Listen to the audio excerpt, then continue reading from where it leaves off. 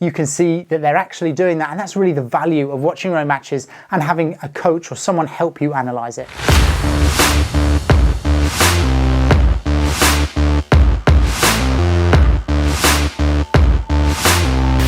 Hi guys, Sandy from the Padel School here. In this video today, we're going to do a match analysis for a high beginner, low intermediate level. Now I know it's always difficult to give these levels because they're different in every country, so it's around about that level. It's recreational teams, and we're going to watch a few areas of the game. We're going to watch the serve, the back glass, the Bajada, and the court position kind of mixed with the Bandeja. So this is going to be really important, some really crucial areas of the games that we're covering, and we'll start with the serve. So when we're looking at the serve, when you've got a left-hander and they're serving with a backhand from that left-hand side, it's the same as a right-hander serving backhand from the right. It doesn't make a lot of sense because the ball will actually come away from that side glass, yeah? Here we're going to see a low contact point, and the person is really trying to hit side spin around that ball, and often the side spin can be the focus, and therefore you actually lose accuracy. Yeah, you want to make sure you keep this action as simple as possible. We're going to watch the actions from all four players. A slightly different action here with a flat low contact rising up to the ball, which actually means that you hit up on the ball. This is probably the best of the four actions. Still, the contact is a little bit low, but it's actually quite a good, controlled, simple action. If you're new to the channel, don't forget to subscribe. And also, if you're interested in match analysis and our in-depth coaching, we actually have a 6-week course, which I'm going to put a form down in the link below because we want to get to know our students before we bring them on to that course. So if you're interested, go to that link, fill in the form, and we could be speaking to you about kind of doing this online coaching.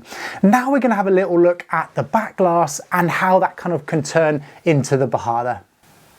So to begin with, the most important thing with this back glass is getting behind the ball. You can see waiting for the ball and then has to scoop at a really low height. This getting back behind the ball is so important, and giving yourself space on the side of the ball. Yeah, if it's going against the back glass, run to the side of it so that you've actually got space to swing. Otherwise you're going to get all jammed up. Again, too close to the ball here and not far enough behind, and what happens is you end up taking a step back during the shot and you're off balance. Yeah, so this is all preparation before the shot. Now we're going to have a little look at that with the actual Bajada, which is that attacking ball after the back glass. So this is when someone's hit a lob, you move back and you're going to play an attacking ball after the back glass. Here we can see a common thing is players running towards the line of the ball and then having to step away at the last minute.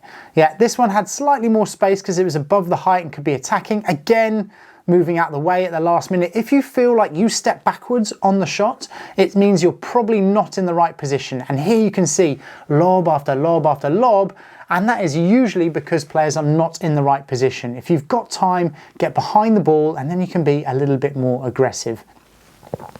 Here you can see running towards and the contact is behind. You are so limited with your shot choice if the contact is behind you. Yeah, so if it's in front of you, you can be attacking, hit to the feet, hit a lob, but you want to make sure that every time that lob goes up, your first instinct is to try and get quickly behind the ball and hit an attacking Bajada. It's not always easy, but you've got to make that initial first step. Again, you can see a hook step away. We're going to see probably similar here. Yeah, you can see already that the players are not getting behind the ball. And that means that, you know, obviously you're limited to recover your net position.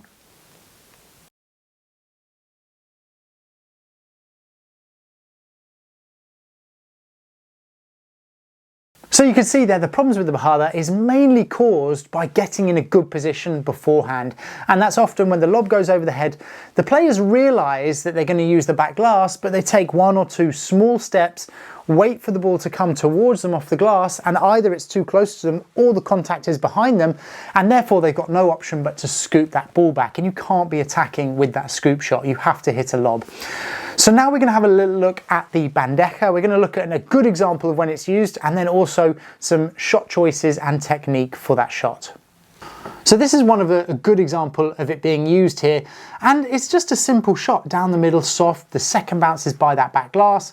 Perfect execution of that shot. Here the contact is too far back, and you can see how far back he went, and he ended up hitting down the line, which opened up the court. You want to make sure this is a good shot choice, cross court into that corner. Most of your Bandejas will go cross court if you're in this option. Here again, you can see that it opens up that court space. So when he hits cross court into his down the line side, if that makes sense, he's leaving way too much space on the court.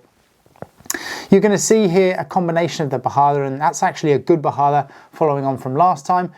There would have been a good time to lob, but he's lobbed on this one, and look how far back you are in the court hitting that bandeja. It's very, very difficult to be effective and almost impossible to hit the ball and recover the net. There you can see that's actually a ball that should have been communicated, and the left court player plays it instead of the person running back and kind of turning and hitting a backhand. Here you can see, yeah, a kind of attacking slash flat smashes there from the beginning of the rally. And this is better, yeah, hitting bandeja, recover, hit bandeja, recover. And when you don't recover, you can see the opponents here have come into net and they've allowed themselves to lose that net position because they didn't recover after the bandeja. You want to make sure that you always recover after the bandeja and therefore hit the ball at a speed that you can do that. Maintaining the net position is one of the most important things in paddle. So you can see there the bandejas, they don't have to be pretty and perfect technique if they do the job, yeah? And doing the job means hitting with controlled speed into either the corners or towards the back glass and giving yourself time to get back up to that net. And it's only considered a successful bandeja if you actually get back up to that net. If you hit the shot and you're watching it from the back and you don't recover, then it's not going to have the intention that you're going for, yeah? So really make sure, get back fast, nice control on bandeja and recover your net position. Now we're going to have a little court positions and how you should be moving and where you should be moving when you're hitting in certain directions. So here you can see the first problem is not coming to net after the serve, and he's picked one up by the feet, and again, still not all the way in, and that's led from the serve. Yet do not stay in no man's land after your serve. Get right up.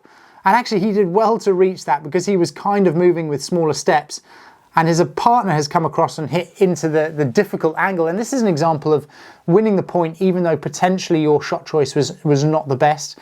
But keeping that good court position here is basically, if you're at the net, then try and maintain the net. If you're at the back, wait for a good opportunity and don't end up in no man's land. This was a good opportunity to come forward. They did well off this. The opponents have come up the court, and if your partner is back playing a Bajada and your opponent's at net, make sure you go back with them, yeah, so you're actually in that defensive position together. Here, the only thing is that you can see that the pairs are kind of moving a little bit independently. If you hit a good shot and your partner comes forward, come forward with them or recover back. And that was a situation where the partner didn't go and then they were stuck at net on their own, and it's very difficult to kind of defend that point from the net, if that makes sense. Oh, and I just had to get that in there, that attempt through the legs. So you can see there that so much of this is good preparation, good court position, going for the right shot intention, and that can solve a lot of problems around the court. And it's the same for all levels, whether you're beginner, intermediate, even some advanced players struggle with some of these shots. Now on this side, I'm going to put one of my other match analysis videos, but if you want to watch more match analysis, and we do a live webinar where it's either a match analysis or going through a particular shot or doing Q&A with our community, then I'll put the link down below, but that's for our Paddle School Plus community, and in there we have loads of extra content that could probably help you raise your game.